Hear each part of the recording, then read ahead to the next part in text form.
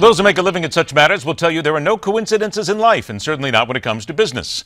We note this in order to ensure everyone that the fact the Time Warner Cable building in Herndon, Virginia caught fire Tuesday had absolutely nothing to do with the fact their customer service is daily viewed by consumers as being little more than an excuse-filled flamethrower. As to why your service is out or there's a mysterious charge on your bill.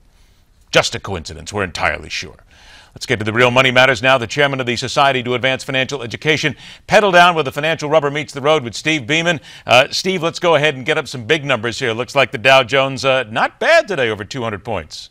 Well, let's just let everybody have a banner day and pop the champagne. Across the board, we were up back into record territory on the S&P, the Dow, and the NASDAQ. Gold was up, oil was up, bonds were up. You're a day trader. You had a happy day. You must have gone to Dave & Buster's last night to get in the mood for it. But what was it, in your opinion, that drove everybody to go in there and start making some, or at least not make some money, but start to make some investments today? It was all about Greece. They came to tentative settlements in the Grecian situation, which postpones, doesn't eliminate, but postpones that problem for maybe up to a year. And that means the euro is going to be okay for that next year. The European Union will be okay, and that's a positive for everybody around the world. And perhaps this might have had something to do with it. The number of U.S. job openings rose to the highest level on record in April. Ooh, I'm sorry, that's right, record number of job openings. Gee, we don't know exactly how that will affect people here. But it is a sign of health in the labor market, right? It is, and that tied into these markets today. People looked at the April and May numbers and they said, you know what, these look like we could begin to see a recovery here. That first quarter dip that we saw is almost becoming de rigueur for the first quarter. It's always down, but the second quarter seems to be coming back. We have very good job growth numbers. We have very good open jobs numbers, and that could kind of indicate wage inflation, which is something everybody's looking for. Do we read a good thing about it, that a lot of the job openings were up in services, healthcare, and social assistance industries? Those are ones that help drive the economy? They were a little bit, we were down a little bit in industrial and mining, but the mining stocks, especially mining jobs, it's not a surprise given what's happened in the coal industry. You know, we're transitioning out of some of that area, but these jobs aren't the kind of really rock solid jobs we want, but we'll take what we can get, and it did show an improvement. So I think investors generally are pretty happy about that. All right, let's talk about a way to spend your money right now. Over 1,000 nutrition bars on the market compared with 226 a decade ago. These things in themselves, this is about 3 or 4 gallons of gas right here. This is a huge moneymaker for people. It really is. And to put a little personal spin on it, I used to own a nutritional bar company out in Colorado, so I've been in that game.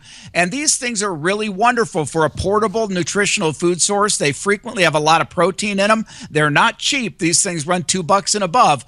But if you've got the money and you need some quick, fast nutrition, this is a good way to get it. And let's be fair here, too. When it comes to a lot of these, the manufacturers are very careful about what they put in them now. Too much sugar, too much salt. You've really got consumers that are looking very closely at what they're buying anymore.